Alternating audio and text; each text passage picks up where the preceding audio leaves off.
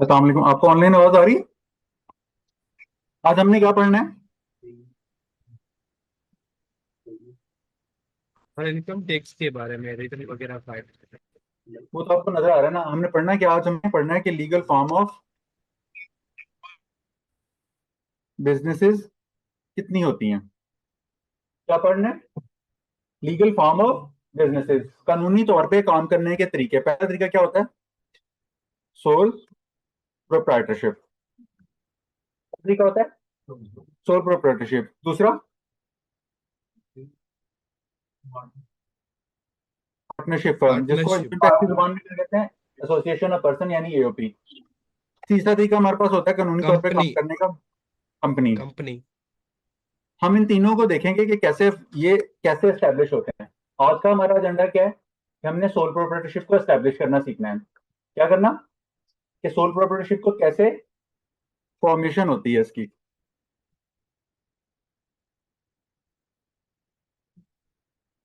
इसकी हम क्या देखेंगे? फॉर्मेशन। अच्छा, सोल प्रोप्राइटरशिप में क्या होता है कि एक ही बंदा काम कर रहा होता है। क्या कर रहा होता है? एक ही बंदा होता है, वन मैन। और वही क्या होता है? उसी की जेब, उसी का पैसा, फिर मैनेजर। उसी का माइंड, फिर उसका क्या होता है? उसी का प्रॉफिट, उसी का नफा, मैनेजर सर। उसी का नुकसान। नफा नुकसान किसका होता है? उसी बंदे का ही होता है। अकेला बंदा काम कर रहा होता है, कोई इसके साथ शरीक नहीं होता। उसी की जेब से पैसा लग रहा होता है, उसी का माइंड इस्तेमाल होता है, वही डिसीजन मेकिंग कर रहा होता है। और फिर उसी का प्रॉफिट एंड लॉस होता है। और अगर वो एक वक्त में ना सो के उठे, अल्लाह को प्यारा हो जाए तो बिजनेस बंद हो जाएगा सर। बिजनेस उसके बच्चों को क्या हो जाएगा? उनके शेयर ट्रांस की मुताबिक उनको क्या हो जाएगा? ट्रांसफर हो जाएगा। तो ये क्या होती है? ये निशानियां किसकी हैं? सोल प्रोप्राइटरशिप की। अच्छा, इसको फॉर्म करने के लिए कोई पर्टिकुलर लॉ नहीं है। इसको फॉर्म करने के लिए कोई स्पेसिफिक स्पेसिफिक लॉ नहीं है हमारे पास। किस लिए? इसको फॉर्म परफॉर्म इसको इसकी फॉर्मेशन के लिए, किसकी फॉर्मेशन की बातें हो रही हैं? तो ये इसको भी फली तो आप हम भूल जाते हैं कि हमारे पास, हम तो पार्टनरशिप को जानते हैं, कंपनी को जानते हैं। हमारा आज का एजेंडा क्या है? सोल प्रोप्राइटरशिप को एस्टेब्लिश करना। इसमें दिक्कत क्या है? कि कोई इसको स्पेसिफिक लॉ नहीं डील करता। कोई इसको स्पेसिफिक लॉ नहीं डील करता। तो इसको कैसे बनाएंगे फिर? इसके लिए सिंपली क्या होता है? इसकी फॉर्मेशन के लिए क्या होता है? एनटीएन के ऊपर। एनटीएन मतलब क्या? National tax number. एनटीएन क्या होता है? National tax number. इस एनटीएन के ऊपर हम क्या करते हैं? इस एनटीएन के ऊपर ऐड करते हैं बिजनेस नेम। क्या करते हैं? बिजनेस नेम ऐड करते हैं, तो हमारे पास क्या हो जाती है? सोल प्रोप्राइटरशिप क्या हो जाती है?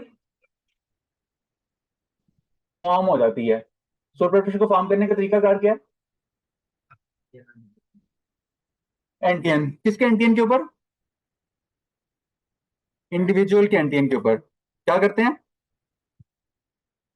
इंडिविजुअल के एनटीएन के ऊपर उसका बिजनेस नेम ऐड करते हैं, तो हमारे पास क्या हो जाती है? सोल प्रोप्राइटरशिप फॉर्म हो जाती है। अच्छा, ये आपने बनाने हैं ना? मैं स्लाइडें शेयर करूंगा। ये आपने कहा साथ लिखने हैं। मैंने आपको पहले दिन कहा था अपनी नोटबुक में लिखे। आपने क्या करना है? मुझे सुनना कोई सवाब का काम नहीं है। मुझे सुनना कोई सवाब का काम नहीं है। आपने अपने हाथ से ये काम क्या करना है। यहाँ बैठे हैं तो मतलब काम कर रहे हैं, तो आपका जहन भी क्या होगा? यही मौजूद होगा, कहीं तखय्युल परवाज कर कहीं और ना पहुंचा हुआ हो। सही है? तो ये आपने दो काम करने हैं। अभी आपको सामने नजर क्या आ रहा है? एनटीएन। एनटीएन मतलब नेशनल टैक्स नंबर। या फिर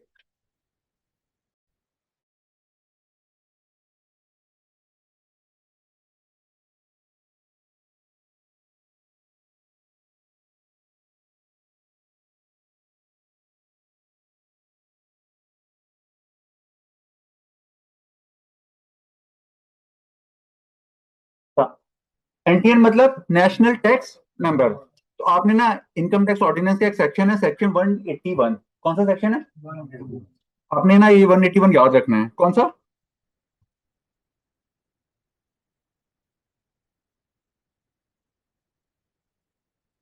कौन सा सेक्शन?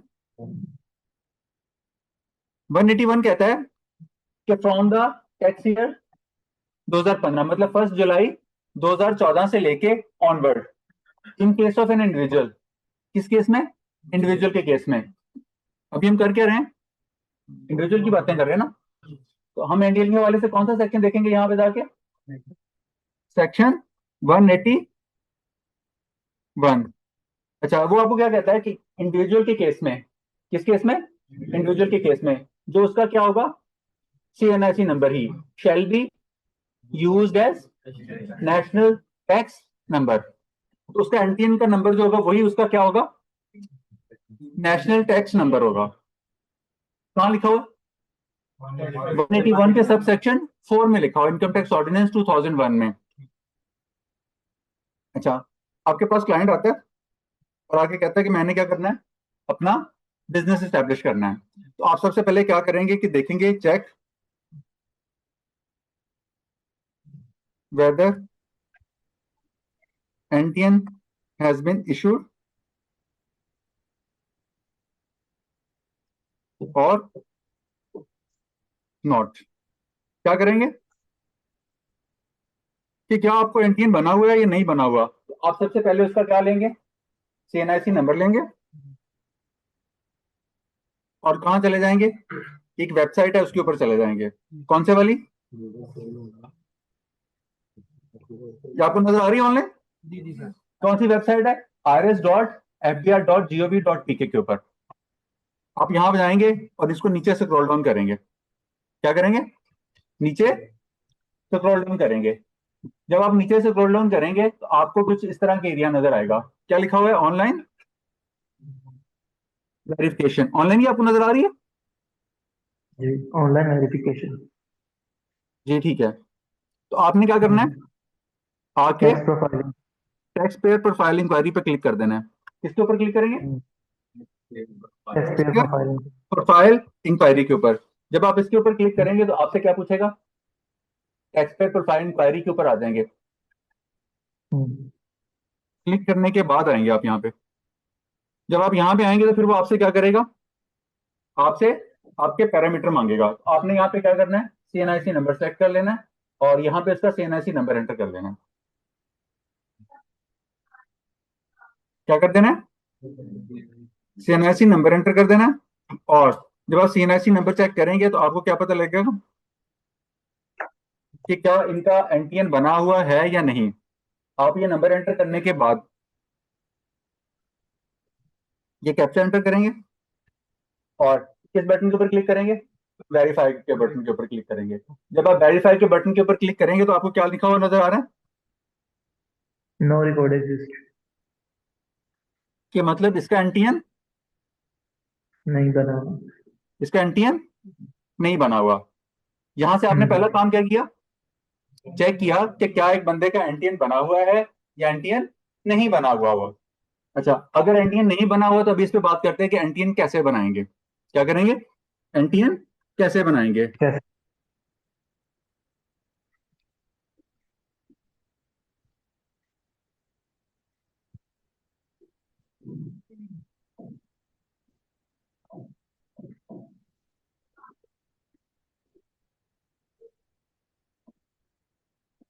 या फिर अगर आप इस तरह टेक्स्ट पे प्रोफाइल इंक्वायरी करते हैं तो आपको कहीं पता चलता है कि आपका एनटीएन क्या हुआ है, डिफरेंट बिहेवियर देता है पोर्टल। जब आप इस तरह क्लिक करेंगे तो आपको लेफ्ट साइड पे क्या क्या लिखा हुआ नजर आ रहा है, वेरीफाइड। इधर ही है।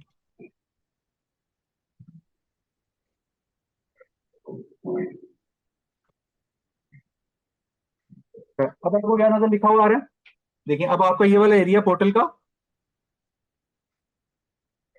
अब आपको एक डिफरेंट इंफॉर्मेशन दे रहा है।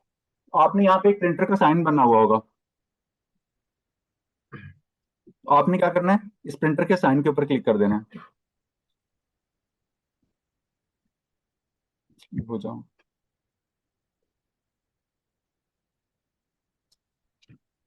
लगता है आपसे नाराज हो गया। तो आपको इस तरह की क्या हो रही इंफॉर्मेशन मिल रही होगी। क्या लिखा हुआ होगा सबसे ऊपर? आपका रजिस्ट्रेशन नंबर लिखा होगा, जो आपका क्या होगा, सीएनआईसी नंबर ही। CNIC अच्छा, उसके बाद क्या होगा?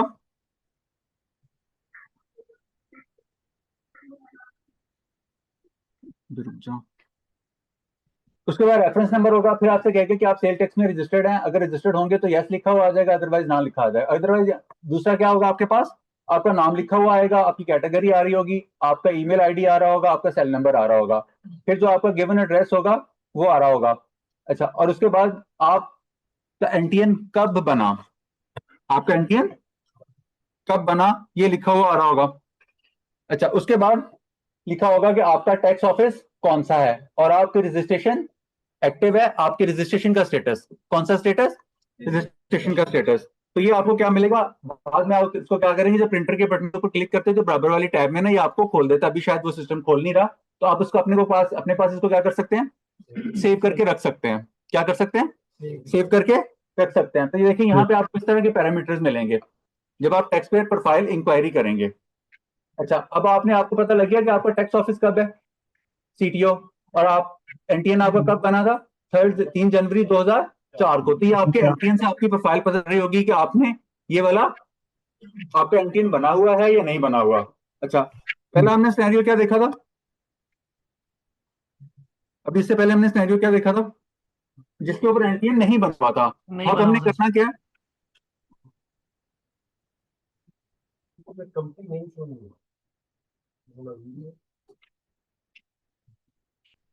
अभी हमने चेक किया कि हमारा एनटीएन बना हुआ है या नहीं बना हुआ। तो हमें पता चला कि हमारा एनटीएन क्या हुआ, नहीं बना हुआ। तो अब हमने क्या करना है, अब हमने अपना एनटीएन बनाना है। एनटीएन बनाने के लिए आपके पास क्या होना चाहिए, आप उस बंदे का मोबाइल नंबर होना चाहिए। क्या होना चाहिए, सबसे पहले तो आपके पास क्या होना चाहिए, सीएनआईसी नंबर होना चाहिए उसका।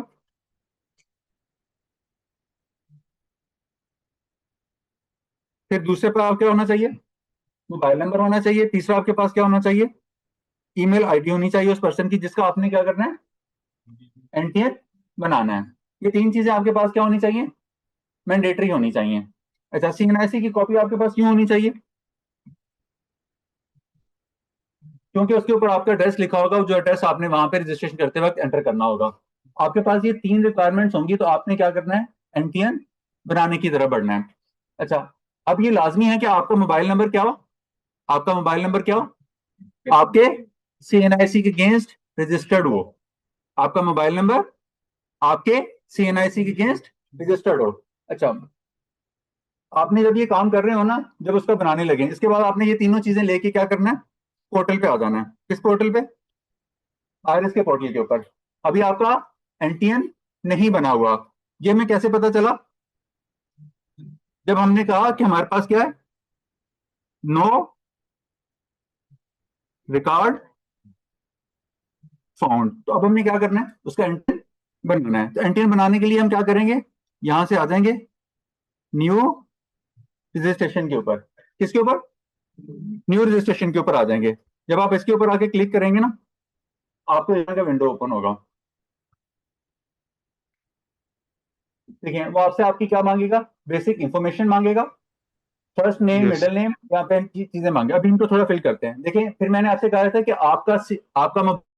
आपका मोबाइल नंबर आपके सीएनआईसी के अगेंस्ट क्या होना चाहिए, मस्ट बी रजिस्टर्ड। तो ये देखिए यहाँ पे आपको क्या कह रहा है कि आपका सीएनआई आपका मोबाइल नंबर क्या हो, must be registered on your CNIC number. देखिए, अभी आपके साथ ना बहुत सारे सवाल आ रहे होंगे, अभी हम थोड़ी एक तरतीब से चलेंगे। अगर मैं उन सवालों का भी लेने लग पड़ा ना कि ये ऐसा होगा वैसा होगा, मैं आपके सारे क्यूरीज एड्रेस करूंगा, लेकिन एक डिसिप्लिन के साथ थोड़ा आगे बढ़ते हैं इस तरीके के साथ, ताकि आपको चीजें मुश्किल ना लगे। ठीक है, आपके क्वेश्चन एड्रेस होंगे, अब जो आपके क्वेश्चन है तो आप प्लीज थोड़ी देर के लिए होल्ड कर लें। अच्छा, यहाँ पे आप देखें, सबसे पहले आपने क्या लिखना है, सीएनआईसी नंबर लिखना है।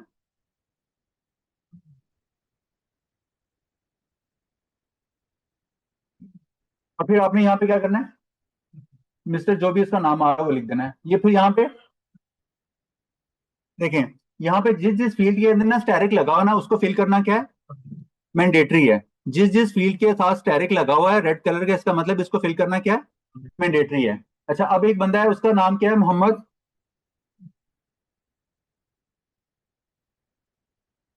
हम्म,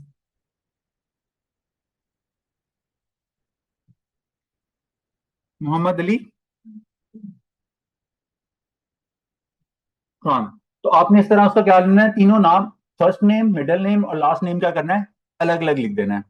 अच्छा, अब एक बंदा है, उसका नाम ही क्या है, मोहम्मद अली। तो अब फिर आप मिडिल नेम को क्या कर देंगे, स्किप कर देंगे, और फिर क्या लिख देंगे, सिर्फ अली लिख देंगे। अच्छा, ये क्या, और एक बंदे का नाम ही क्या है, सिर्फ असलम। एक बंदे का नाम ही क्या है, असलम, सिंगल नेम है। तो यहाँ पे आप आपके साथ देखें कि मिडिल नेम के नाम के साथ तो स्टैरिक नहीं है, लेकिन लास्ट नेम के साथ क्या है, स्टैरिक है। तो अब आपने इसके लिए मैंडेटरी हो गया ना कि आप इसके साथ क्या लिखें, इसके साथ क्या लिखें, इस फील्ड को फिल करना मैंडेटरी हो गया ना। तो आपने यहाँ पे डॉट का बटन लिख देना है, क्या दबा देना है, डॉट दबा देना है, सिर्फ इसलिए कि आपके पास ये इसकी फॉर्म की रिक्वायरमेंट पूरी हो जाए। आपका नाम क्या रहेगा, वो जो आपने पहले वाला लिखा वही लिखा रहेगा, ठीक है। अच्छा, उसके बाद आपने क्या करना है, यहाँ पे उसका फोन नंबर देना है। अच्छा, फोन नंबर आपने किस फॉर्मेट में एंटर करना है, अभी आप देखेंगे तो आपको बैकग्राउंड में ना ग्रे कलर के ना ये नजर आ रहे हैं कि 000092, फिर आगे कोड आ रहा होगा 123 करके लिखा होगा। तो आपने यहाँ पे मोबाइल नंबर भी करना है, इसी फॉर्मेट में एंटर करना है। आप क्या करेंगे, 0092 300 7582 1, जो भी आपके पास आ रहा है। ये मैं अभी वक्ती तौर पे चीज एंटर कर रहा हूँ, तो आपके पास जो असल में CNIC है उसकी मालूमात होगी, आपने वो वाली एंटर करनी है। फिर आपने क्या कर देना है, इसको कॉपी करके इस तरह पेस्ट भी कर दें, इससे करता नहीं है। फिर आपने क्या करना है, दोबारा इसको क्या करना है, रिपीट करना है, और 7535142। अच्छा, अब ये आपने उसको क्या कर दिया, कंफर्म कर दिया अपने मोबाइल नंबर को। अच्छा, अब आपके पास सामने क्या नजर आ रहा है, क्या लिखा हुआ है इससे पहले, फ्रंट सर्विस प्रोवाइडर। कौन सा सर्विस प्रोवाइडर, इससे पहले लफ्ज पढ़ें, क्या लिखा हुआ है, फोकस इसके ऊपर है, फ्रंट सर्विस प्रोवाइडर। अब आपको 0300 कोड से क्या लग रहा है कि जैज सर्विस प्रोवाइडर होगा इसका। हो सकता है इस बंदे ने क्या किया, अपना मोबाइल नंबर जोन पे पोर्टेबिलिटी किया हो। तो आपने जो एक्चुअली सर्विस इस्तेमाल कर रहे हो, यानी करंटली सर्विस आप जो इस्तेमाल कर रहे हो, आपने वो वाली लिखनी है। कौन से वाली, इसमें करंट का मतलब पता चला क्या लिखा हुआ, कि जो सर्विस आप मोबाइल पे अपने नेटवर्क पे जो सर्विस आप करंटली यूज कर रहे हैं, आपने वो लिखनी है। आपने सिर्फ कोड्स पे रिलाई नहीं करना। तो अभी मैं एज्यूम क्या कर रहा हूँ कि ये कोड क्या है, 0300 वाले, तो इसको मैं मोबलिंग कर रहा हूँ। तो आपने यहाँ पे एहतियात क्या करनी है, पता चल रहा है। अच्छा, अब आपने क्या करना है, ये वाली फील्ड एंटर करनी है। उसके बाद क्या है, ईमेल आईडी। तो आपने क्या कर देना है, ईमेल आईडी इस तरह उसको पहले एंटर भी कर देना, फिर उसको रिकन्फर्म भी कर देना है। ये थी आपके पास दो बुनियादी मालूमात। आपने क्या किया, मोबाइल नंबर दिया उसका, CNIC नंबर दिया और उसका नाम लिखा। अब किसकी मालूमात है, किसके साथ मालूमात है, एड्रेस के साथ। आपने यहाँ पे एड्रेस कौन सा लिखना है, ID कार्ड वाला। कौन सा वाला, ID कार्ड वाला। अच्छा, ये सिस्टम जो है ना, बात को नादिरा के साथ लिखा होता है, जो ID कार्ड के ऊपर आपका एड्रेस होता है उसी के साथ लिंक किया हुआ होता है इसको। अभी आप अपना देखा था ना एरिया, ये वाला जहाँ आपका एड्रेस आ रहा था, तो ये एड्रेस वाला जो एरिया था ना, ये आपके वहां से जो आप इंफॉर्मेशन प्रोवाइड कर रहे होंगे उसके साथ क्या होता है, लिंक होता है। तो आपने यहाँ पे उसका एड्रेस देना है। सबसे पहले आप यहाँ पे लिखेंगे कि जिस प्रॉपर्टी पे आप रह रहे हैं, कौन सी प्रॉपर्टी है, एग्रीकल्चर है, कमर्शियल है, इंडस्ट्रियल है, या क्या है। तो मैं भी कह रहा हूँ कि हम रिहायशी प्रॉपर्टी पे रह रहे हैं, तो हम यहाँ पे क्या लिख देंगे कि रेजिडेंशियल है। फिर जब रेजिडेंशियल के ऊपर जाएंगे तो वो कहेंगे इसकी शक्ल क्या है, घर है, फ्लैट है, क्या है। तो हम यहाँ पे कर देते हैं कि हम क्या कर रहे हैं, हाउस में रह रहे हैं। फिर आपसे पूछेगा कि आपका इसका रकबा किस तरह मेजर किया जा रहा है, इसका रकबा किस तरह मेजर किया जा रहा है। तो आप लिख देंगे इसका मेजर किया जा रहा है स्क्वायर फीट के हिसाब से। फिर वो आपसे पूछेगा टोटल एरिया कितना है। टोटल एरिया के साथ आप देखिए स्टैरिक नहीं है, टोटल एरिया के साथ स्टैरिक नहीं है, इसको फिल करना मैंडेटरी नहीं है। अगर आप फिल कर भी देंगे तो कोई बात नहीं है, 1 भी लिख दें कोई बात नहीं है, खाली भी छोड़ना चाहें कोई बात नहीं है। अब आपने क्या लिखा कि मैं कहाँ रहता हूँ, घर में रहता हूँ। तो मैं लिख दूंगा कि मेरा हाउस नंबर क्या है, 992। फिर पूछेगा कि आपका स्ट्रीट नंबर क्या है, तो मैं कह दूंगा कि मैं कहाँ रहता हूँ, स्ट्रीट नंबर 12 में रहता हूँ। फिर पूछेगा कि आप कहाँ रहते हैं, मैं आगे उसकी मजीद डिटेल दे दूंगा, शेरशाह ब्लॉक में रहता हूँ।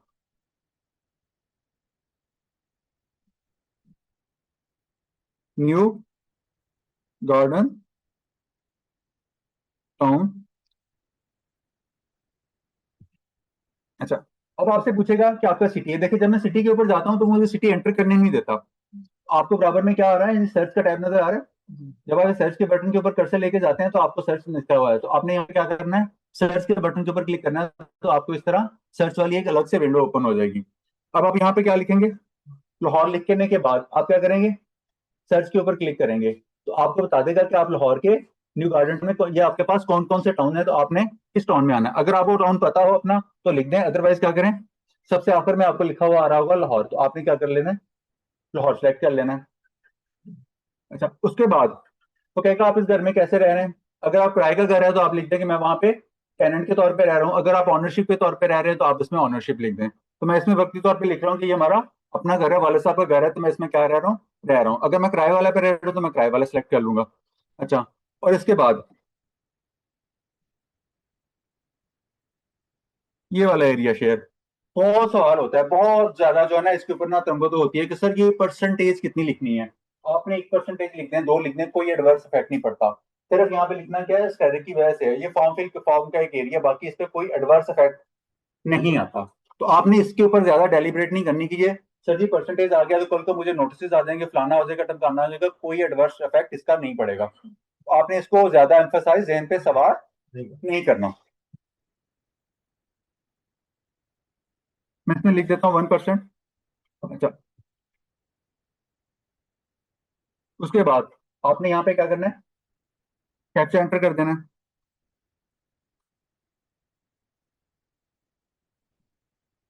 अच्छा, जब आप इसको सबमिट करेंगे ना, तो आपके पास क्या आएंगे, आपके मोबाइल के ऊपर और आपके ईमेल आईडी के ऊपर 2 सिक्योरिटी कोड्स आएंगे।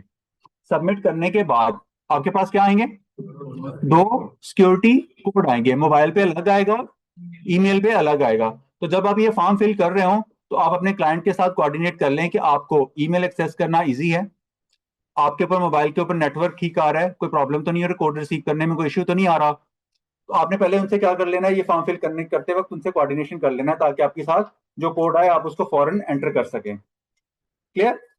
अच्छा, एक चीज और आप यहाँ पे देखें कि बाज़ औक़ात क्या होता है, आपको जो होता है ईमेल होते हैं, मोबाइल के ऊपर कोड नहीं आ रहे होते। क्या कह रहा हूँ, ईमेल के ऊपर तो कोड आ रहे होते हैं और मोबाइल के ऊपर कोड नहीं आ रहे होते, क्योंकि दोनों कोड्स क्या होने हैं, फर्स्ट स्टेज में, फर्स्ट लेवल पे दोनों कोड अलग अलग होने हैं। तो अगर आपको क्लाइंट को मोबाइल के ऊपर कोड नहीं रिसीव हो रहा है, ईमेल पे रिसीव हो रहा है, तो आपने क्या करना है, अपने क्लाइंट को कहना है कि आपने इसी मोबाइल के ऊपर क्या करना है, इसके मैसेज ऑप्शन में जाना है और वहां पे जाके क्या टाइप करना है, सिर्फ MSG। आपने क्या करना है, इसी नंबर के फीचर में मोबाइल पे मैसेज ऑप्शन पे जाना है, व्हाट्सएप पे नहीं जाना, किस पे जाना है, मैसेज के ऊपर जाना है, और वहां पे जाके मैसेज की बॉडी में क्या टाइप करना है, MSG। और MSG करके 99996 के ऊपर क्या कर देना है, सेंड कर देना है। क्या कर देना है, 9966 के ऊपर क्या कर देना है, सेंड कर देना। तो आपको मोबाइल के ऊपर कोड, सिक्योरिटी कोड जो होता है वो रिसीव हो जाता है। कब करना है, अगर आपको ईमेल आईडी के ऊपर कोड रिसीव हो रहा है लेकिन मोबाइल के ऊपर कोड रिसीव नहीं हो रहा, तो फिर आपने ये ऑप्शन अडॉप्ट करनी है। अपने क्लाइंट को कहना है कि आप क्या करें, अपने मोबाइल के ऊपर मैसेज ऑप्शन में जाएं, वहां पे क्या टाइप करें, MSG, और 9966 के ऊपर क्या कर दें, सेंड कर दें। अब आपने क्या किया, दोनों आपको कोड रिसीव हो गए, दोनों कोड आपको रिसीव हो गए। अब आपने क्या करना है, वो दोनों सिक्योरिटी कोड यहाँ पे एंटर कर देने हैं। जब आप सिक्योरिटी कोड एंटर कर देंगे तो आपको FBR की तरफ से क्या रिसीव होगा, जब आप सिक्योरिटी कोड एंटर कर देंगे, रजिस्ट्रेशन वाला फॉर्म जो है आप अपना एंटर करेंगे, और उसमें सिक्योरिटी कोड एंटर करने के बाद आफ्टर एंटरिंग सिक्योरिटी कोड्स, आपको FBR की तरफ से क्या आएगा, FBR की तरफ से आपको ईमेल के ऊपर भी और आपके मोबाइल के ऊपर भी 3 चीजें आएंगी इसके बाद। किसके बाद, सिक्योरिटी कोड एंटर करने के बाद। तो आपको पहली चीज क्या आएगी, FBR की तरफ से आपका NTN नंबर आ जाएगा, और वो क्या होगा, एनआईसी नंबर ही होगा जो आपका एनटीएन नंबर होगा। फिर आपको दूसरे नंबर पे क्या आएगा, एफबीआर की तरफ से आपको पासवर्ड आएगा। फिर आपके होगा तीसरे नंबर पे आपको एफबीआर की तरफ से क्या आएगा, पिन आएगा। पिन क्या होता है, पर्सनल आइडेंटिफिकेशन नंबर। ये कब आएगा, जब आप अपना रजिस्ट्रेशन वाला प्रोसेस जो अभी मैंने आपको बताया, कहां से मिलेगा आपको, आईरस irs.br.gov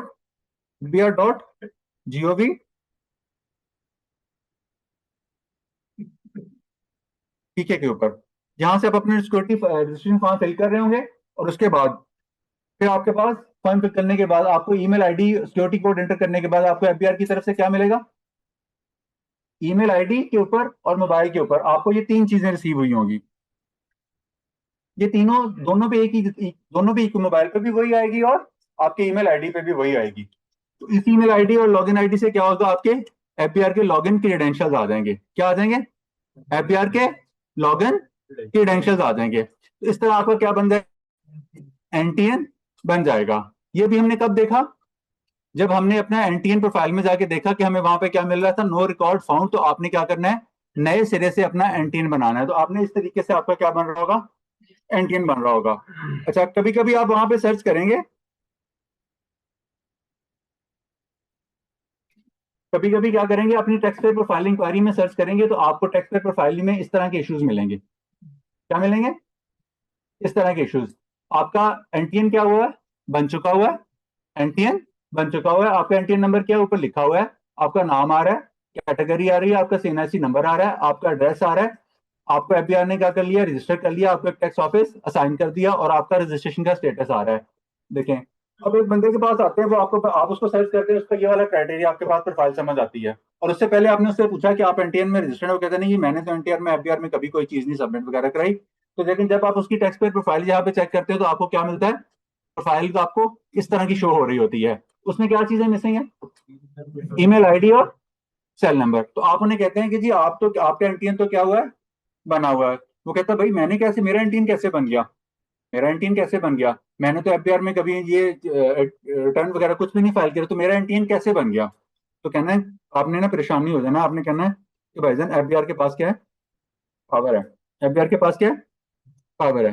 ये देखें क्या लिखा हुआ है, the commissioner having jurisdiction over a case where necessitated by the facts of the case may also register a taxpayer। तो आपको पर्सन क्या, उनके पास पावर है कि वो आपको क्या कर सकते हैं, आपका एनटीएन इशू कर सकते हैं, आपको रजिस्ट्रेशन करके आपका एनटीएन इशू कर सकते हैं। किसके पास पावर है, कमिश्नर के पास। और यहाँ पे लफ्ज क्या लिखे हुए, were necessitated by the fact of the case. अच्छा, वो परेशान हो रहा होगा ये एफआईआर को मालूमात कहां से आ गई। अच्छा, आप उन्हें कहेंगे भैया आपने क्या किया होगा, कोई जायदाद खरीदी बेची होगी, कोई गाड़ी खरीदी बेची होगी, आपने कोई बैंक में सेविंग अकाउंट में पैसे रखवाए होंगे या नेशनल सेविंग में पैसे रखवाए होंगे, या आपने फॉरेन ट्रेवल किया होगा। तो आपकी सारी मालूमात आपके सीएनआईसी अगेंस्ट एफआईआर को क्या हो रही होती है, रिपोर्ट हो रही होती है।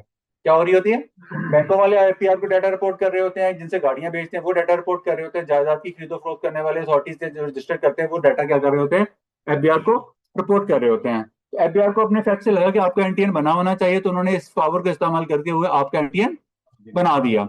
यहां तक ओके। अच्छा, फिर आपने देखा कि जब आपके पास एनटीएन बना हुआ आया तो आपके पास प्रोफाइल किस तरह की आई, ईमेल नहीं है और सेल नंबर के आगे स्टेरिक्स लगे हुए हैं। अब आपने क्या करना है इस सिनेरियो में, आपने कहां करना है, वापस आ जाना है आईआरएस के ऊपर। कहां जाना है, आईआरएस के ऊपर वापस आ जाना है। तो आईआरएस के ऊपर अब आपको एक टैब नजर आएगा, कौन से वाला, ई एनरोलमेंट वाला। कौन से वाला, ई एनरोलमेंट वाला। इसका मतलब आप एनटीआर में एफबीआर के पास रजिस्टर तो है लेकिन आपका ई एनरोल नहीं हुए हुए। इसका क्या मतलब है कि आप एफबीआर में रजिस्टर्ड है लेकिन ई एनरोल्ड नहीं हुए। तो अब आपने क्या करना है, इसको ई एनरोल्ड करना है। ई एनरोल करने के लिए भी आपके पास क्या होगा, वही तीन में से वही तीन चीजें। क्या करेंगे, यही तीन चीजें, ये रजिस्ट्रेशन के लिए अभी आपको चाहिए और ई एनरोलमेंट के लिए भी चाहिए। ई एनरोलमेंट में आसानी क्या होती है, आपके सारे पर्टिकुलर्स तो क्या होते हैं, पहले से ऐड किए होते हैं, दो पर्टिकुलर मिसिंग होते हैं। तो अपने देखिए ई एनरोलमेंट में जाएंगे तो आपसे पर्टिकुलर भी ये दो ही चीजें मांगेगा मोस्टली।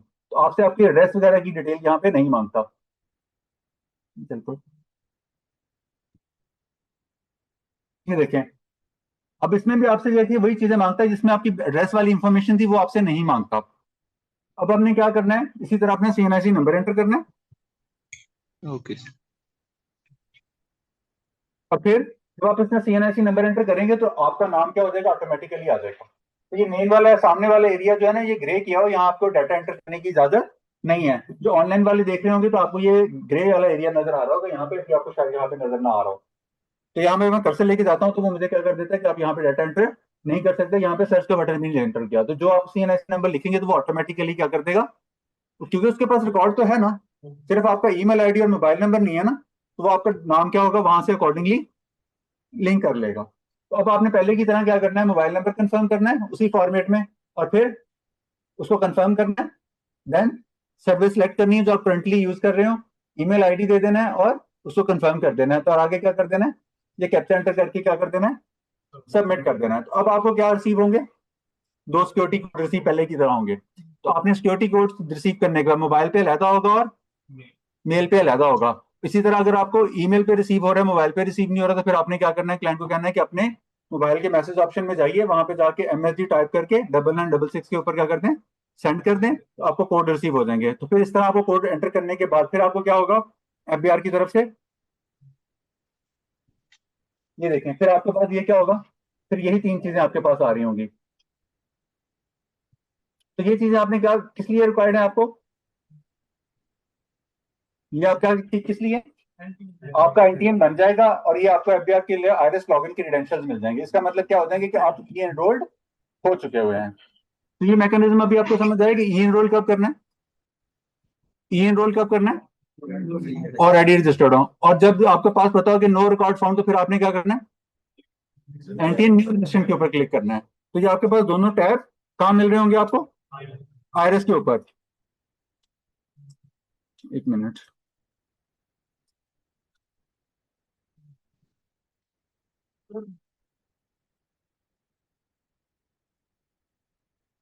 ये यहीं पे आपको मिल रहे होंगे, एक एनरोलमेंट वाला है और दूसरा न्यू रजिस्ट्रेशन वाला। अच्छा, जब आप इस टेक्स्ट पे प्रोफाइल इंक्वायरी को पढ़े ना, देखिए आपके पास सारी डिटेल आ रही है ना। अच्छा, अब आपने ना एक चीज से ना अक्सर लोग कंफ्यूज होते हैं, आपने जब टेक्स्ट पे प्रोफाइल इंक्वायरी में जाए तो ये क्या लिखा हुआ है, रजिस्ट्रेशन का स्टेटस, क्या लिखा हुआ है, रजिस्ट्रेशन का स्टेटस। तो उसके सामने क्या लिखा हुआ है, इनकम टैक्स एक्टिव। आपने याद रखना है ये ATL वाला एक्टिव नहीं है। ये क्या कह रहा हूं, इस एक्टिव से मुराद आपने ATL वाला एक्टिव मुराद नहीं लेना। नहीं ये एक्टिव से मुराद ATL वाला एक्टिव नहीं है। इससे मुराद क्या है फिर एक्टिव से, कि आपकी रजिस्ट्रेशन का स्टेटस क्या है, आपकी रजिस्ट्रेशन का स्टेटस क्या है, एक्टिव है। ये बात समझ आ रही, तो आपने यहां जी से सर इससे आपने ATL वाला एक्टिव मुराद नहीं लेना टैक्स पेयर प्रोफाइल इंक्वायरी से। Active tax payer list, active tax payer list वाला मुराद नहीं लेना। क्लियर। अच्छा, अब आपके पास सारी डिटेल आ गई, आपके पास लॉगिन आईडी आ गया, लॉगिन आईडी आ गया। लेकिन अब जी आप सर देखेंगे कि जब आप अपनी टैक्स पेयर प्रोफाइल इंक्वायरी में जाएंगे ना, तो आपको कुछ और इश्यूज भी फेस करना पड़ सकते हैं। देखें, आपके पास क्या होगा, सेल नंबर तो आ रहा होगा लेकिन ईमेल आईडी नहीं आ रहा होगा। फिर आप कहीं देखेंगे आपका नाम गलत आ रहा है, कहीं आपका नाम गलत आ रहा है, कहीं आपका एड्रेस गलत आ रहा है, और कहीं फिर आपका नाम गलत आ रहा है और यहाँ पे एड्रेस भी गायब है। फिर यहाँ पे देखें, यहाँ पे क्या आ रहा है, आपका सारे पर्टिकुलर्स आ रहे हैं लेकिन ये आपका एड्रेस जो है ये इनकम्प्लीट आ रहा है। तो आपके पास इस तरह के क्या होंगे, इश्यूज फेस करना पड़ सकते हैं। तो आपको आपके लिए इसके लिए क्या करना है, आपने अपने कंसर्न टैक्स ऑफिस क्या करना पड़ेगा, विजिट करना पड़ेगा। और ये कंसर्न ऑफिस में भी जाके किस में कहाँ विजिट करना है आपने, ऑफिस में भी कौन से वाले एरिया में जाके विजिट करना है, टैक्स ऑफिस इस ऑफिस में एक ऑफिस होता है लोकल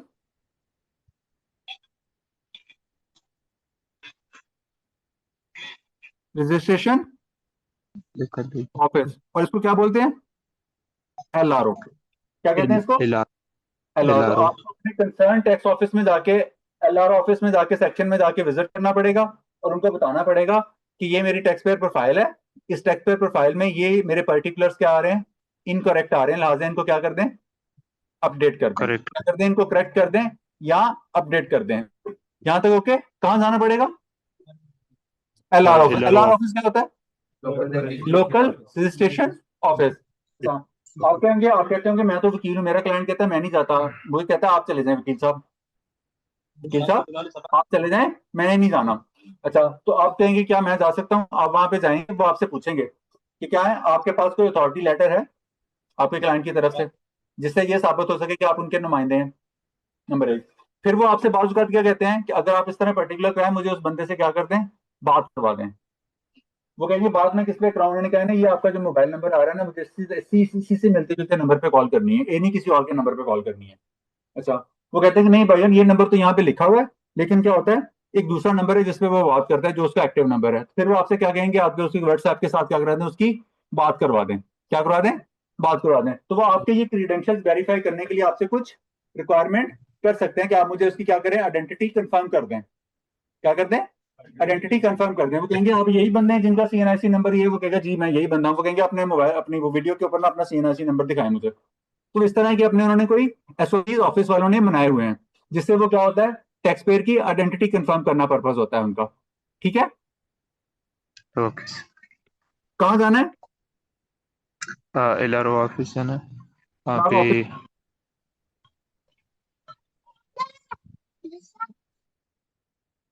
अभी तक हमने अपना क्या काम किया यहाँ पे, एंटीन क्या कर लिया, NTN।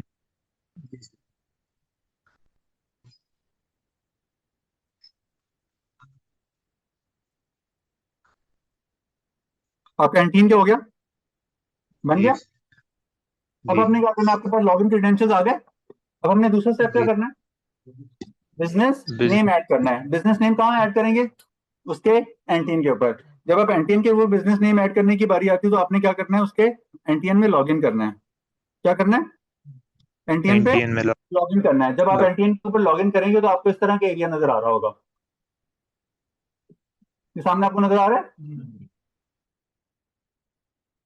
आपके पास क्या नजर होगा, इस तरह का एरिया नजर आ रहा होगा। किसका, आईआरएस पोर्टल का, एफबीआर की तरफ से। किसका पोर्टल का एरिया, आईआरएस पोर्टल का एरिया। तो अब हमने इस पे क्या करना है, बिजनेस नेम ऐड करना है। क्यों करना है, बिजनेस नेम। हम क्या कर रहे हैं, सोल प्रोप्राइटरशिप बना रहे हैं। अपने ऑब्जेक्टिव को नहीं भूलना है कि हम कर क्या रहे हैं। कहीं हम इन भूल भुलैयों में क्या हो जाते हैं, असल मकसद से भूल जाते हैं और इनकी पेचीदगियों में खो जाते हैं। कर क्या रहे हैं हम, सोल प्रोप्राइटरशिप बना रहे हैं। हमने क्या करना है, यहाँ पे आएंगे आप किसके ऊपर, रजिस्ट्रेशन के ऊपर।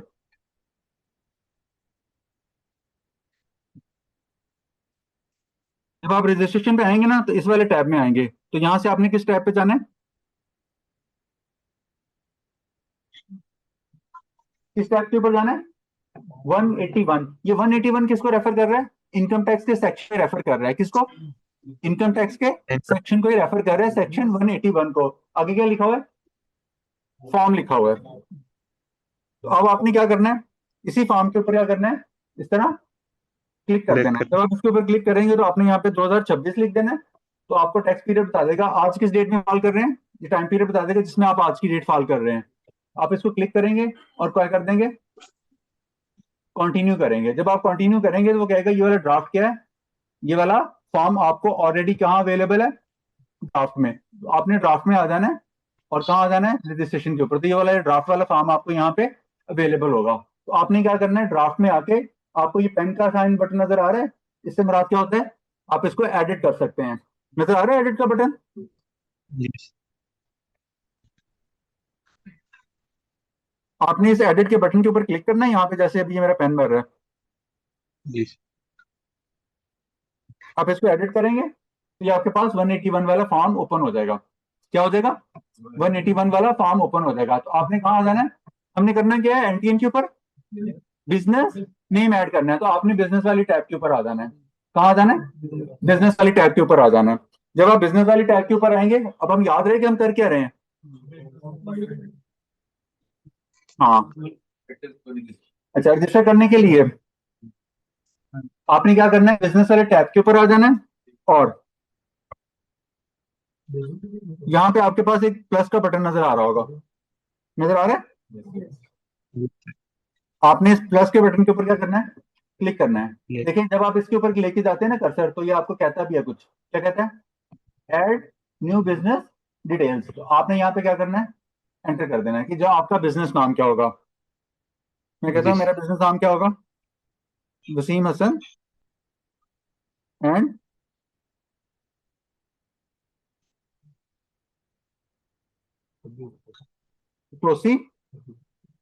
एसोसिएट्स, जो भी आपने नाम रखा हुआ होगा।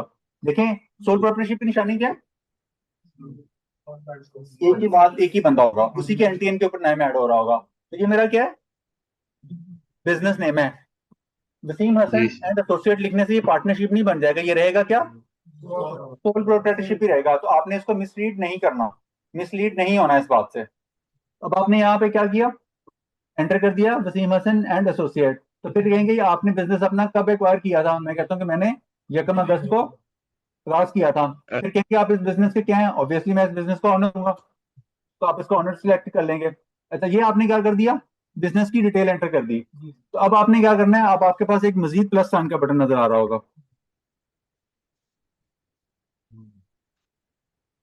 नजर आया? जी सर। तो आपने क्या करना है, अपने कर्सर को जी इस प्लस बटन के ऊपर क्लिक करना है। तो ये क्या कहता है, ऐड एक्टिविटी। तो जो आप काम कर रहे हैं बिजनेस के नाम के ऊपर, वो आपने यहाँ पे क्या करना है, अपनी एक्टिविटी ऐड कर लेनी है। आप इसके ऊपर क्लिक करेंगे कि ये मेरी प्रिंसिपल एक्टिविटी है, और यहाँ पे जाके क्या करेंगे, सर्च करेंगे। देखें यहाँ पे आपको चीज एंटर करने की इजाजत नहीं है, यहाँ पे आपको बराबर में क्या है, सर्च एक्टिविटी का बटन आ रहा होगा। तो आपने सर्च एक्टिविटी के ऊपर क्लिक करना है, इसके ऊपर, सर्च एक्टिविटी के ऊपर। तो ये देखिए कितने पेजेस हैं, 64 पेजेस हैं। तो ये आपको सर्च का ऑप्शन देता है। मैं कहता हूँ मैं कौन हूँ, जर्नी ऑर्डर सप्लायर। तो मैं इसके ऊपर क्या कर दूंगा, सर्च कर दूंगा, तो ये मुझे इस तरह कर देगा। तो आपकी एक्टिविटी क्या कर रहे हैं, तो एक्टिविटी आपको एक्चुअली मिल रही है तो बहुत अच्छी बात है। अगर आपको एक्चुअली नहीं मिलती तो आपने उसके करीब करीब जो आपकी एक्टिविटी है ना, वो रहना है। हो सकता है कि आप केमिकल इंडस्ट्री में हो, लेकिन केमिकल में भी आप एक पर्टिकुलर स्पेशलिटी केमिकल में डील कर रहे हो, और आप कहेंगे आप वो केमिकल की वाली कैटेगरी यहाँ पे ढूंढ रहे हो तो वो आपको ना मिले, तो आपने क्या करना है, जो आपके नियरेस्ट वाली केमिकल वाली है ना, आपने वो सिलेक्ट कर लेनी है। तो ये इसमें तो काफी सारे पेजेस हैं, तो आपने अपनी नियरेस्ट, बेहतर क्या है कि आपको एक्चुअल एक्टिविटी नियरेस्ट। मिल जाए। लेकिन अगर एक्चुअल नहीं मिल रही तो आपने नियरेस्ट वाली सिलेक्ट कर लेनी है, क्योंकि एक बिजनेस सेक्टर के आगे कितने कई सारे सब सेक्टर हो सकते हैं, क्या हो सकते हैं, जी कई सब सेक्टर्स हो सकते हैं। तो आपने क्या करना है, नियरेस्ट वाला, अगर आपको एक्चुअली एग्जैक्टली नहीं मिल रहा तो आपने नियरेस्ट वाला सेलेक्ट कर लेना है।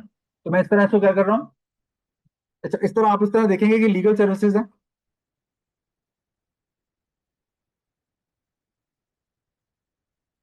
ये देखिए आप लीगल सर्विसेज सेलेक्ट करेंगे तो आपकी लीगल एक्टिविटी वाला आ जाएगा। तो आपने क्या कर देना है, इसको इस तरह वो वाला सिलेक्ट कर लेना, तो आपकी एक्टिविटी और उसके ग्रुप क्लासेस ऑटोमेटिकली वहां से सिलेक्ट हो जाएंगे। देखिए यहाँ पे जितने स्टैटिक फील्ड है ना रेड कलर के साथ, वो इस तरह फिल हो जाते हैं।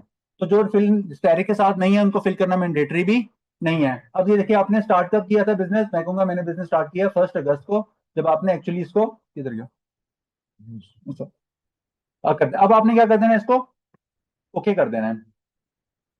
अब आपने इसको ओके कर दिया, तो ये आपकी एक्टिविटी देखिए, बिजनेस नेम के ऊपर आपकी एक्टिविटी ऐड हो गई, ये ऊपर लिखा भी हुआ है एक्टिविटीज। तो ये आपकी एक्टिविटी क्या हो गई, यहाँ से ऐड हो गई। अब आपने इसको ऊपर क्या करना है, क्या कर देना है, ओके कर देना है। ओके। अब आपने ओके किया तो ये आपका बिजनेस नेम क्या हो गया, यहाँ पे ऐड हो गया, यहाँ तक ओके। अच्छा अब आप इसी लाइन में नीचे आएंगे तो यहाँ आपने पहले वाला बटन लिखा था, उसके नीचे क्या लिखा हुआ है, पहले बटन क्या था, ऐड न्यू बिजनेस। हमने न्यू बिजनेस नेम ऐड कर लिया। अब उसके नीचे आपको एक और बटन अपीयर हो रहा होगा, क्या लिखा हुआ है, लिंक बिजनेस एड्रेस। तो अब आपने क्या करना है, अपनी एड्रेस जो कि क्या है, इस बिजनेस का एड्रेस। तो अगर आपने अपने एड्रेस घर वाले एड्रेस लिखना तो आप इसको सिलेक्ट कर लें। अगर आपने कोई और एड्रेस बिजनेस एड्रेस अपना ऐड करना है तो आप क्या करेंगे, ऐड अदर प्रॉपर्टी, कर किस पर लिखा हुआ, ऐड अदर प्रॉपर्टी, आप इसके ऊपर क्लिक करेंगे। और इसी तरह जिस तरह हमने रजिस्ट्रेशन के वक्त अपने पर्टिकुलर्स देंगे, आपने उस प्रॉपर्टी के क्या कर देने हैं, पर्टिकुलर्स दे देने हैं कि ये मेरा एड्रेस कहाँ पे है, कौन सी प्रॉपर्टी है, ये मेरी प्रॉपर्टी कमर्शियल प्रॉपर्टी है, कहाँ पे वाक़ है, जी प्लाजे में वाक़ है, इधर क्या प्लाजा, ये आ गया प्लाजा। अच्छा उसकी मेजरमेंट यूनिट देना मैंडेटरी नहीं है, टोटल एरिया देना मैंडेटरी नहीं है, लेकिन यूनिट नंबर देना बताना है। तो आपने कहना है कि इसमें इस प्लाजे में मेरा ऑफिस नंबर क्या है, 43। ये कहाँ वाक़ है, ये कहाँ गुल सिविक सेंटर। अब आपने बता देना है कि ये इस लोकेलिटी में कहाँ है, तो आपने कहना है कि ये बरकत मार्केट में है।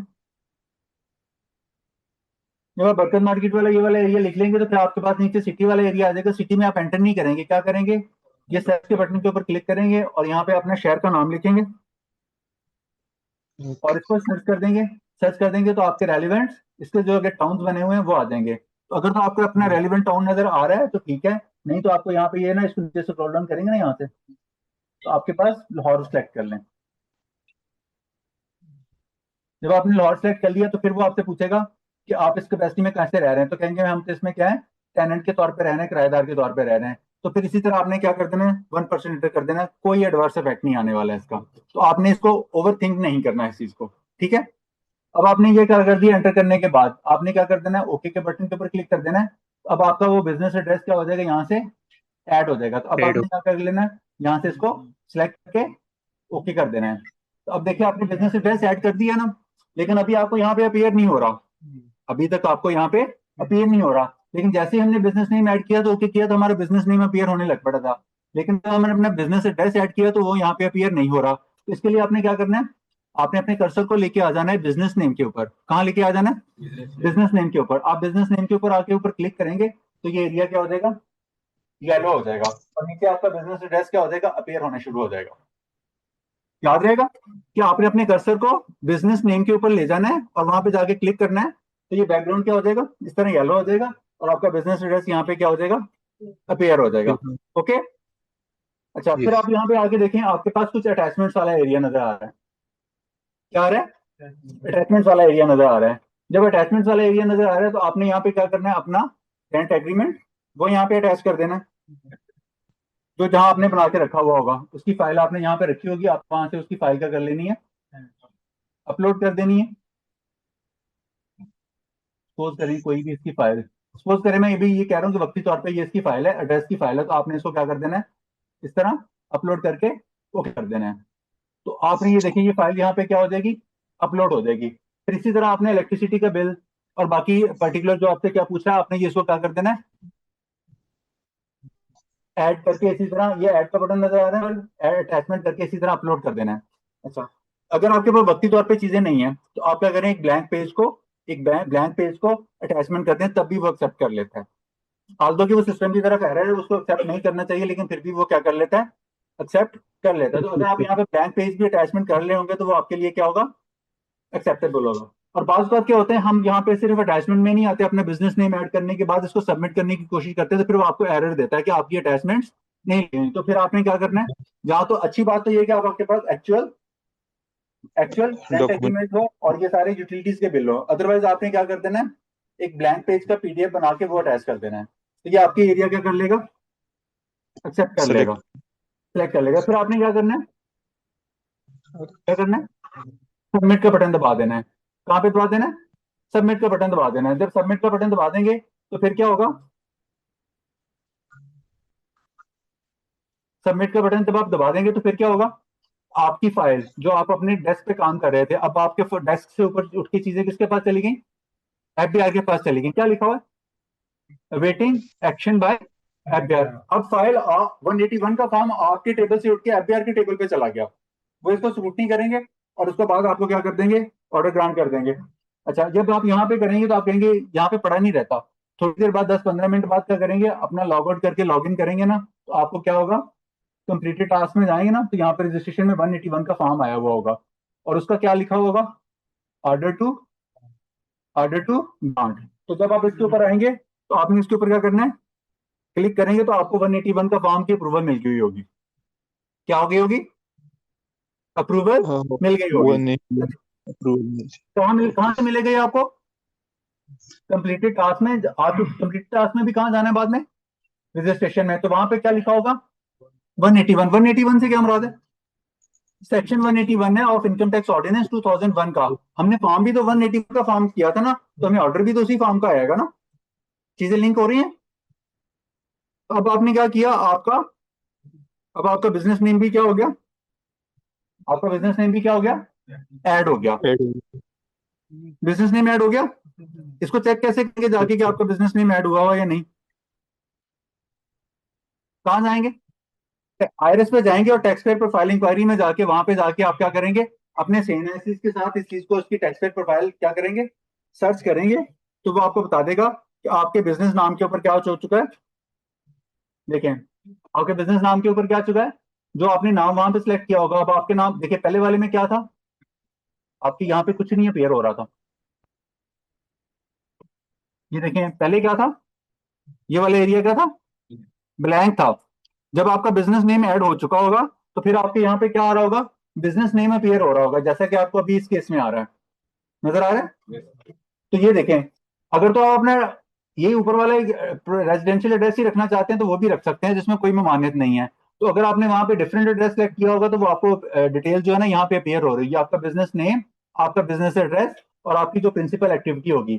तो ये अब आपके पास क्या है, इस बात की एविडेंस है कि आपका एनटीएन के ऊपर आपका बिजनेस नेम क्या हो चुका है, ऐड बन चुका है, और आप क्या कर रहे हैं, इस नाम से, मेटल सोल्यूशन के नाम से क्या कर रहे हैं, सोल प्रोप्राइटरशिप के तौर पे बिजनेस कर रहे हैं। यहां तक ओके? अच्छा, अब इसमें ना थोड़ी सी दिक्कत है। दिक्कत से पहले मैं आपको ना इसकी और बातें बता सकता हूँ। अब आप किसमें क्या हो चुका है, आपका बिजनेस नेम ऐड हो चुका हुआ है। तो इसी तरह आप चाहें 2 बिजनेस ऐड कर लें, 3 बिजनेस ऐड कर लें, जितने चाहे बिजनेस ऐड कर लें। इन बिजनेसेस का भी एनटीएन क्या रहेगा, जो आपका एनटीएन है। क्या है, इन बिजनेसेस का भी एनटीएन क्या होगा, जो जो आपका मेरा एंटी एनटीएन है। तो इस तरह आप जितने बिजनेस नेम ऐड कर सकते हैं, इस तरह आप जितने चाहें बिजनेस नेम ऐड कर सकते हैं। तो अभी ये देखें, 2 किए थे ना, तो इन्होंने 3-4 किए हुए हैं। तो जितने आप चाहें इस तरह बिजनेस नेम अपने नाम पे ऐड कर रहेंगे। तो आप रहेंगे क्या, ये बिजनेसेस कौन से हैं, सोल प्रोप्राइटरी हैं। क्या है, सोल प्रोप्राइटरी हैं। और इनका एंटीएन क्या है, जो ओनर का एंटीएन है। ये बात याद रहेगी। अच्छा, उसमें एक दिक्कत है, ये है,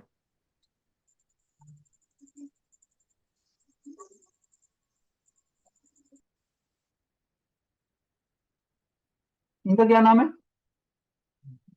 नासिर इकबाल। किस नाम से बिजनेस कर रहे हैं, पाक लायन स्पोर्ट्स के नाम से बिजनेस कर रहे हैं। किस नाम से, पाक लायन ऑफलाइन स्पोर्ट्स के नाम से बिजनेस कर रहे हैं। आपका नाम, आपका नाम अदनान। अब अदनान साहब कहते हैं कि मैं क्या करता हूँ, मैं भी पाक लायन स्पोर्ट्स का नाम इस्तेमाल करके अपना एक एनटीएन, मैं अपना बिजनेस नेम में अपना नाम क्या रख सकता हूँ, पाक लायन स्पोर्ट के नाम से मैं एक अपनी सोल प्रोप्राइटरशिप बना सकता हूँ। क्या कर सकता हूँ, अपने एनटीएन में यही नाम इस्तेमाल कर सकता हूँ। तो आपको पोर्टल मना नहीं करता, आपको पोर्टल मना नहीं करता। ये क्या है इसका, डीमेरिट। ये क्या है, सोल प्रोप्राइटरशिप का इस तरह एस्टेब्लिश करने का डीमेरिट। तो इसका नाम क्या हो सकते हैं, आपको इस तरह कॉन्फ्लिक्टिंग मिलेंगे। सही बात है। सोल प्रोप्राइटरशिप क्यों होता है, इंडिविजुअल ही होता है। इन सारे बिजनेस का एंटीएन क्या रहेगा, एक ही रहेगा। क्या रहेगा, एक ही रहेगा। अब आपने अपना ये काम कर लिया, एक ही अब आपका ये काम हो गया।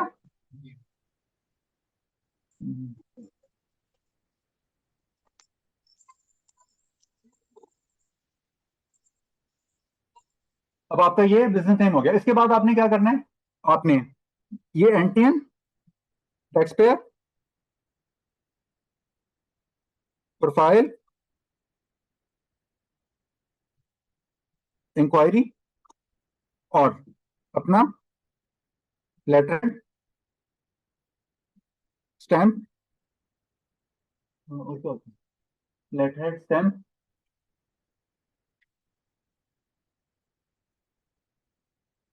CNRC copy. ये आपने चीजें लेके किसके पास चले जाना है, अपने बैंक के पास चले जाना है। किसके पास चले जाना है, बैंक के पास चले जाना है। और बैंक को क्या करना है, please please open an account, open an account in the name of, in the name of business. कि मेरे बिजनेस के ऊपर क्या कर दें, प्लीज मेरा बैंक अकाउंट ओपन कर दें। तो ये आप ये चीज उनके पास चले जाएंगे, तो फिर आपका बैंक अकाउंट जो ओपन होगा उसका अकाउंट टाइटल क्या होगा, जो आपका बिजनेस नेम होगा। वो आपका जाती अकाउंट नहीं होगा, वो कौन सा होगा, बिजनेस नेम होगा। उस अकाउंट का टाइटल क्या होगा, जो आपका इस तरह अकाउंट खुलेगा, अकाउंट का टाइटल क्या होगा, आपका बिजनेस नेम होगा। याद रहेगी ये बात।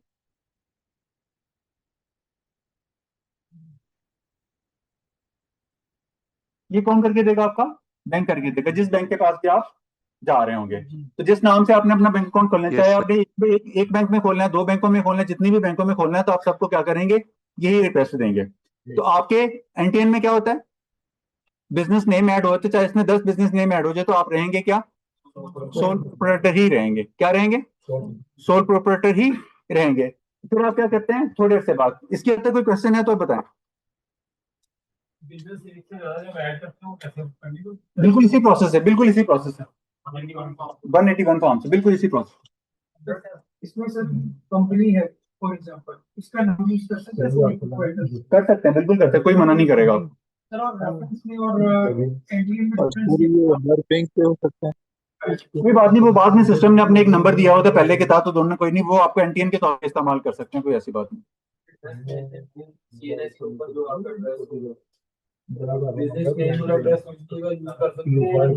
नहीं, अपने सीने से वाले वो नादरा से उठाते हैं ना, नादरा के साथ लिंक होता है। जब आप फर्स्ट टाइम एनटीएन बनाते हैं ना, तो उसके साथ लिंक किया होता है। लेकिन जब आपने अपनी कोई चीजें नहीं भी दी थी, जब आपने अपनी कोई चीज, आपने अपना ईमेल आईडी दिया था, नहीं दिया, तो फिर उन्होंने आपको कौन सा एड्रेस दिया जो आपके नादरा के साथ लिंक हुआ, तो वही ड्रॉप करेंगे जी। ये कोई ऐसी बात नहीं है कि आपने एड्रेस दे दिया तो चेंज नहीं हो सकता, बाद अपने प्रोफाइल में जाके इसको अपडेट कर लें। अच्छा, वो अपडेट कैसे होगा? वो इसी तरह आप अपने एनटीएन प्रोफाइल इंक्वायरी में जाएंगे,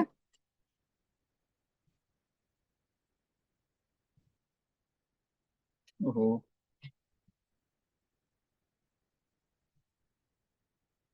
आप इस तरह अपने 181 का फॉर्म खोलेंगे, तो जहां पे जब आपकी पर्टिकुलर्स आ रहे होते हैं, यहाँ पे ये देखें, ये 2 एरियाज नजर आ रहे हैं। तो यहाँ पे आप क्या कर सकते हैं? अपने पर्टिकुलर फोन नंबर और ये अपना ईमेल एड्रेस और बाकी जो पर्टिकुलर्स है ना, यहाँ पे जाके अपडेट भी कर सकते हैं। ठीक है, तो कोई इसमें ऐसी बात नहीं है कि कोई हार्ड एंड फास्ट रूल है कि बाद में चेंज नहीं हो सकता। आपने अपने ये कर सकते हैं कि दोनों यहाँ से आपका ईमेल एड्रेस भी चेंज हो सकता है, इसको भी अपडेट कर सकते हैं और अपने मोबाइल नंबर को भी अपडेट कर सकते हैं। सर आपने बताया था कि आरओ ऑफिस के पास जाके, आर ऑफिस कौन सा होता है? एल ऑफिस, हाँ। वहां पे जाके रिक्वेस्ट करनी पड़ती है कि हमें अपना एड्रेस चेंज कब करनी पड़ती है? जब हमें कोई अपना एड्रेस वगैरह चेंज करवाना। मैंने ऐसा तो नहीं कहा था।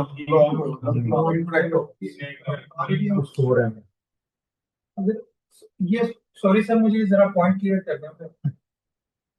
मैंने कहा था एलआरओ में ऑफिस में आपने तब जाना है जब आपके कोई क्रेडेंशियल्स वगैरह गलत आ रहे हो, प्रोफाइल में आपके गलत आ रहे हो और आपको एनटीएन अपना नहीं पता, आपके पास नई चीजें पता है, ये चीजें कहाँ से ठीक हो रही है, तो फिर आपने एलआरओ ऑफिस जाना है ना।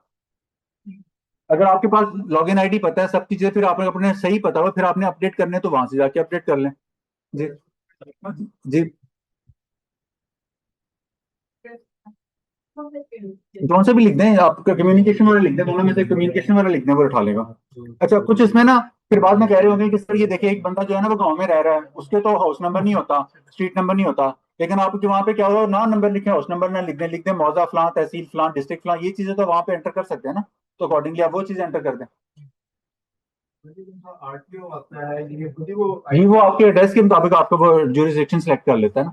जी, सर काइंडली ये बताएं कि अगर एक ठीक बंदा है, मैंने सोल अभी सर्च करके बताया था फिर आपने। अच्छा काइंडली ये बताएं, तो आपको जी, 1 मिनट रुक जाइएगा ऑनलाइन, 1 मिनट ऑनलाइन रुक जाइएगा सादिक साहब, 1 मिनट रुक जाइएगा।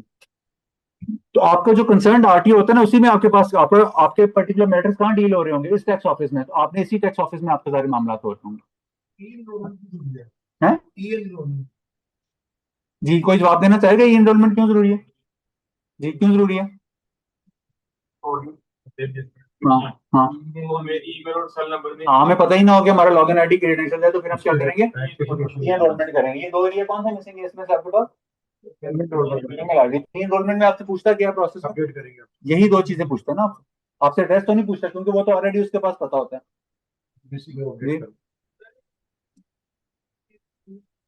नहीं, एड्रेस आरटीओ ऑफिस नहीं चेंज होता, इसके लिए आपको, अगर आपने अपनी जुरिसडिक्शन चेंज करानी है, तो आपको अपने क्या करना पड़ता है?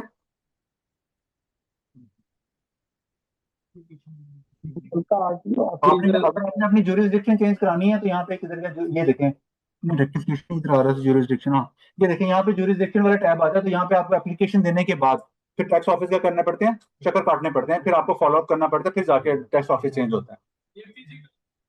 जी, मैंने कहा ना, आपने एप्लीकेशन ऑनलाइन सबमिट करने के बाद फिजिकली ऑफिस विजिट करना पड़ता है फॉलो अप लेने के लिए, तो आपको थोड़े चक्कर काटने पड़ते हैं। जी केस करने की रीजन क्या बता, जी कोई भी रीजन दे सकते हैं आरटीओ चेंज। हाँ देखेंगे भी, मैं मेरा एड्रेस जो था जब मैंने रजिस्टर कराया था मैं कनाडा रहता था, फिर मैं अपना बिजनेस शिफ्ट कर लिया, अब वहाँ पे क्या हूँ रहायशी हूँ, अपना अपना एविडेंस देंगे तो वो फिर आपका केस पुटअप करके देख लेंगे कि आपकी कोई लाइबिलिटी तो नहीं उस ऑफिस में पेंडिंग पड़ी, तो सारे मामला देखेंगे। सारा का रिकॉर्ड एक दूसरे ऑफिस में जाना होता है ना, तो वो मामला तो आपस में कम्युनिकेट कर रहे होते हैं कि इसकी रिकॉर्डिंग नहीं पेंडिंग, तो फिर आपको इसीलिए मैंने कहा कि आपको कुछ फॉलो अप करना पड़ता है। जी इसकी कोई ऑफिशियली कोई कॉस्ट नहीं है जी। सर आरटीओ सेम रहे और सब चेंज करें बिजनेस को, हाँ करनी कोई बात नहीं, ये तो आपकी अपनी चॉइस है ना।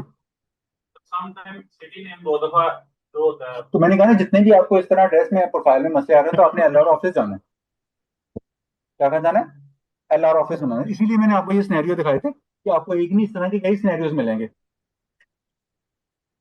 यार एक देखिए इसमें तो आप कहेंगे मेरा सीन ऐसी भी ठीक है, कुछ एक चीज तो सर कोई आई हैव कन्फिगर कराना है ना। इशू हो सकता है मेरा कोई लीगली। अच्छा आप तो जब सामने इतने सारे इशू दिखा रहे हैं, इतने सारे इशू हो सकते हैं जी। जब करेक्शन ही है तो आपको बता रहा हूँ कि ये गलत है तो ठीक कराना है ना, तभी हम उनके पास जाएंगे जब हमारे पास चीज गलत आ रही होगी, हमने उसको ठीक ही कराना है ना। इन एरिया से गलत है इनको ठीक ही कराना है ना इन टैब्स को, फिर हम आर ऑफिस जाएंगे कि ये हमारे पर्टिकुलर्स क्या आ रहे हैं ठीक नहीं आ रहा है, हमारे क्या करते हैं इसको करेक्ट कर दें या अपडेट कर दें। जी बिल्कुल सब, आपने कोई भी नाम ना, ये देखिए नाम आ ही नहीं रहा, कईयों के नाम के स्पेलिंग गलत आ रहे होते हैं, किसी का नाम मोहम्मद असलम है तो मोहम्मद आ रहा है तो असलम आ रहा है तो असलम का एम मिसिंग है, तो ये सिस्टम के कुछ एरर्स हैं, तो इनको आपको क्या करना पड़ता है, एलआर ऑफिस विजिट करना होता है जी। वो मैंने आपको कहा था आज एडिट कर सकते हैं दो चीजें, आपका मोबाइल नंबर अपडेट कर सकते हैं और अपना ईमेल आईडी अपडेट कर सकते हैं जी। आपने जो भी बताया कोई भी हमारा हम यूज कर सकते जी हैं। जी ठीक है, तो क्या कुछ कंटेंट ऐसे होते हैं कि जहाँ पे अस्सलाम वालेकुम सर। रजिस्टर्ड हुआ जी प्लीज मैं क्वेश्चन लेता हूँ, मुझे एक मिनट बताइए, रुकिएगा जी बताइए। डिपार्टमेंट ऐसे जहाँ पे इशू होता है कि कौन सा बिजनेस पहले रजिस्टर्ड हुआ है तो उसको लिया, जैसा ट्रेडमार्क वगैरह है, तो आप जाएंगे उसमें पहले वो इशू नहीं बनेगा अभी तक। हाँ तो आपने इसको देखना है कि आपने मैंने इसको बाद में चीजों को कैसे टेकअप करना है, तो जो आपने चीजें एक्चुअली होगी वही चीज लिखनी होगी ना वहाँ पे। मेरा अगर बिजनेस नेम किसी और ने यूज कर लिया हाँ तो फिर आपको ये एफआईआर मना नहीं करना, रजिस्ट्रेशन हो जाए। एफबीआर आपको मैंने कहा ना बैक डेट में बेशक रजिस्टर कर लें, लेकिन एफबीआर आपको इसको मना नहीं कर देगा। आप कह रहे हैं कि एफबीआर वाले मैकेनिज्म में जाके मैं ट्रेडमार्क वाला लॉ अप्लाई कर दूं तो वो वहां पे नहीं होगा, वो ट्रेडमार्क वाला लॉ वो आईपीओ वाले ही ट्रीट कर रहे होंगे, तो वहां पे आपको यहाँ पे इसकी एविडेंस के तौर पे वहां पे दे सकते हैं, लेकिन उसको उसको जुडिकेट या उसके जो भी मामला है वो ऑफिस ऑफिस देखेगा, ये ऑफिस आपको नहीं कहेगा टैक्स वाला।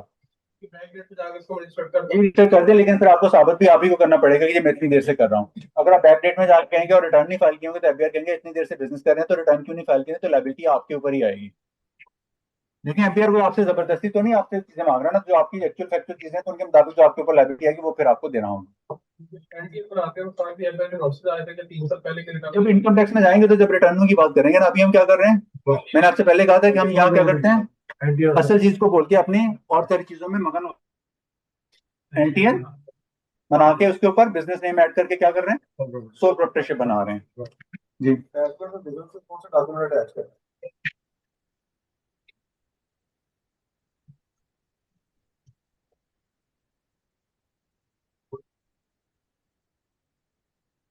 ये देखें इनरोलमेंट के लिए आपको क्या चाहिए होता है, आपको मोबाइल नंबर वगैरह चाहिए होते हैं, और डॉक्यूमेंट ये देखें बिजनेस नेम होगा, बिजनेस एड्रेस होगा, बिजनेस एक्टिविटी चाहिए होगी, और फिर वहां पे जब आप अगर अटैचमेंट में आएंगे ना तो आपसे वो मांगेगा, रेंट एग्रीमेंट मांगता है, यूटिलिटीज के बिल मांगता है, वहां पे लिखे हुए हैं अटैचमेंट में वो 3-4 डॉक्यूमेंट जी, फौरी तौर पर 10-15 मिनट बाद आ जाता है जी। कौन सा आपने 10 दिन लगे आज है आज से शो करेंगे आप आज से जब से आप बिजनेस कर रहे हैं, जब से आप बिजनेस कर रहे हैं जी।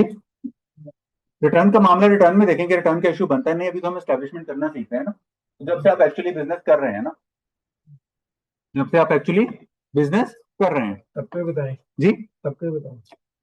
सबका इसलिए बताएं कि आपने जो प्रोजेक्ट करना होता है, जिसके साथ आपने प्रोजेक्ट करना है, वो कहता है भाई आप कल क्या, आप कल अपना एस्टेब्लिश करके आगे, मैं कैसे मानूं कि आपका इतना एक्सपीरियंस है, फिर क्या करेंगे, ठीक है फिर क्या करेंगे, वो कहेंगे भाई आप कल अपना बिजनेस एस्टेब्लिश करके आ रहे हैं और मुझे कह के मैं इतने अरसे से काबिल कर रहा हूँ।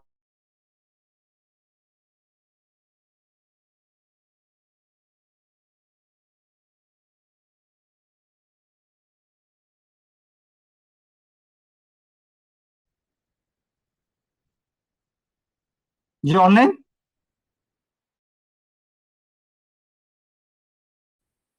अस्सलाम वालेकुम सर।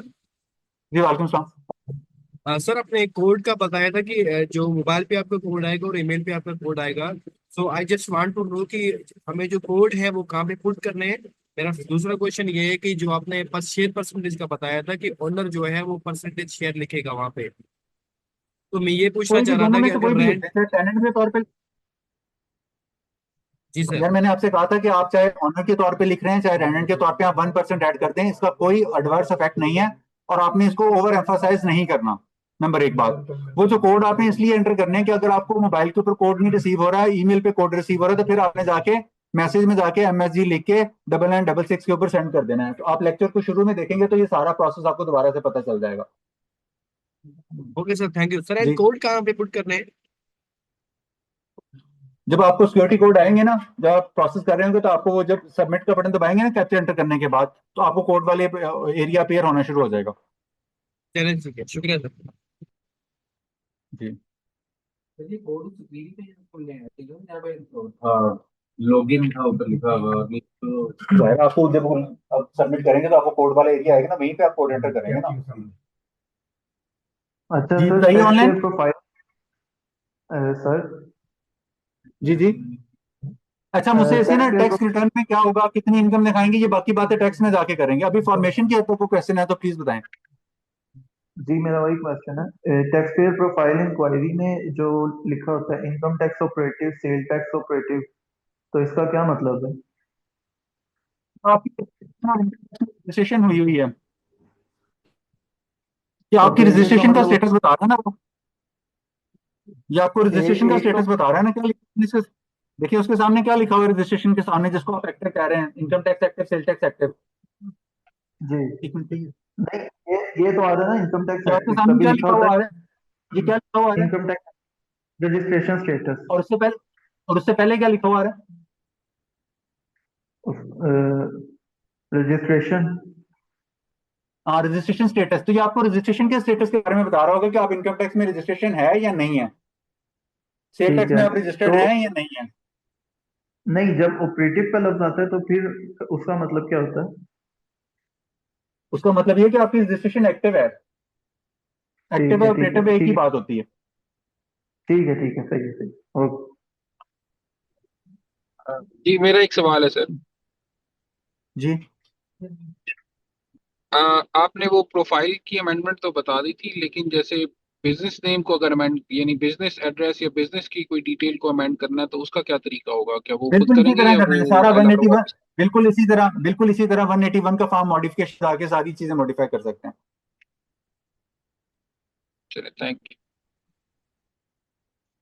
अच्छा, मेरा एक जी क्वेश्चन और ये है कि अगर एक बंदा सोल प्रोप्राइटरशिप के तौर पे एक अपनी शॉप ओपन की हुई है उसने, ठीक है, जी और उसने अपना बैंक अकाउंट भी शॉप के नाम पे खुलवाया हुआ है, ठीक है। ठीक है, और तो फिर ये जो टैक्स कैलकुलेशन होती है इसका क्या प्रोसीजर होता है, कि मतलब कि सेल टैक्स में टैक्स रजिस्टर की होना बात तो जरूरी टैक्स में होता है करेंगे, टैक्स की कि बातें जब हम टैक्स की बातें टैक्स में करेंगे, अभी नहीं, आपको फॉर्मेशन की हद तक जी होके हैं। बैंक अकाउंट, जी बैंक अकाउंट की बात कर रहा हूँ ना, जिसने बैंक अकाउंट अपना सोल प्रोप्राइटरशिप के जरिए बैंक में खुलवाया हुआ है, तो उसको हाँ तो जरूरी आपने होगा कि बिजनेस के लिए सेल खुलाया ना, तो टैक्स। उससे आप बिजनेस कर रहे हो कि आपका जाती अकाउंट नहीं होगा ना, तो उसमें जो ट्रांजेक्शन हो रही है बिजनेस वाली ट्रांजेक्शन हो रही होंगी ना।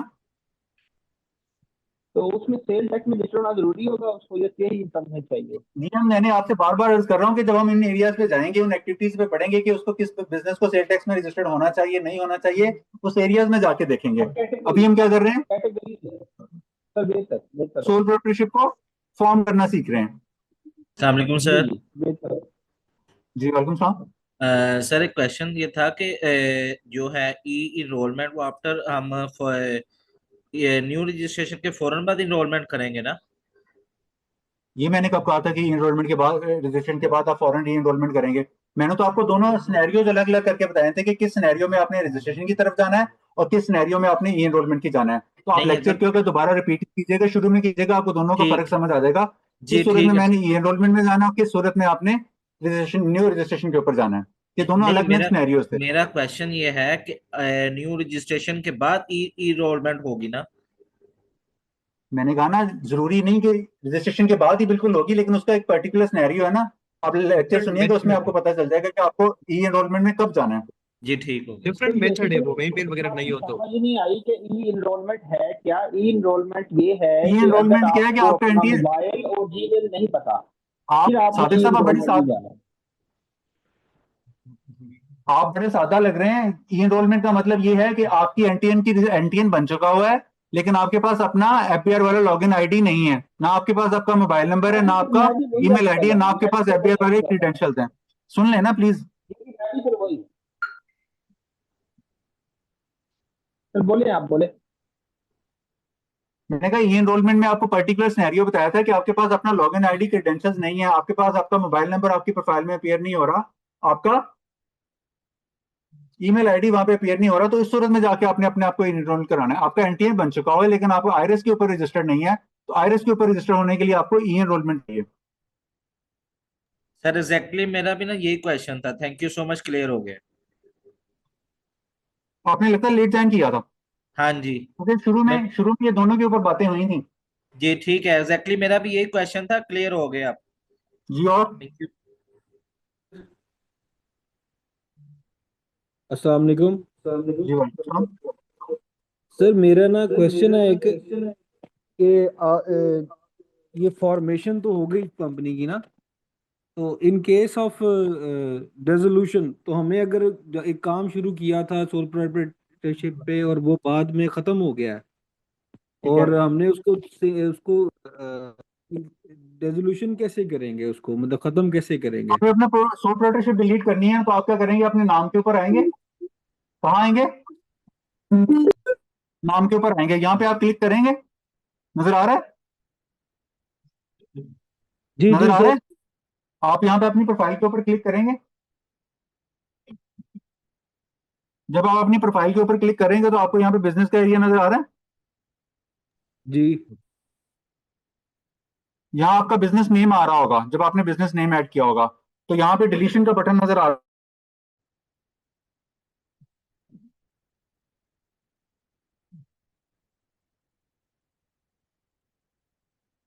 तो आपने सर जहाँ से ये जाके अपना बिजनेस यहाँ से डिलीट कर देना है।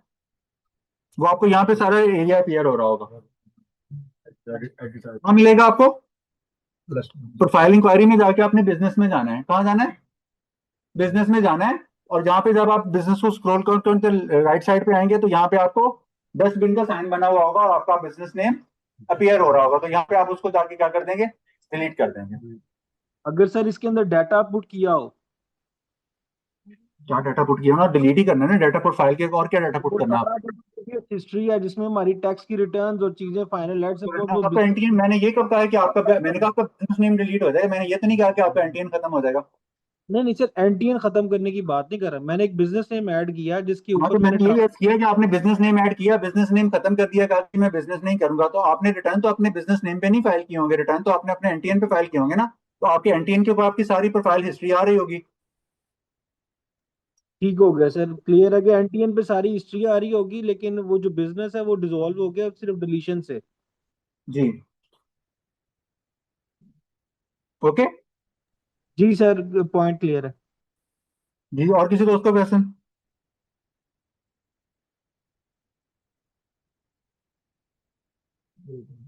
सो बन गई, कारोबार कर लेंगे, बड़ा सा कॉन्ट्रैक्ट ले लेंगे हाइड्रो पावर प्रोजेक्ट का, तो मुझे मुझे पैसे पैसे आना शुरू हो जाएंगे।